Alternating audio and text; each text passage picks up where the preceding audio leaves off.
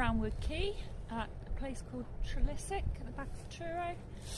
I'm on my 20th day of my challenge to hike 2,000 miles this year.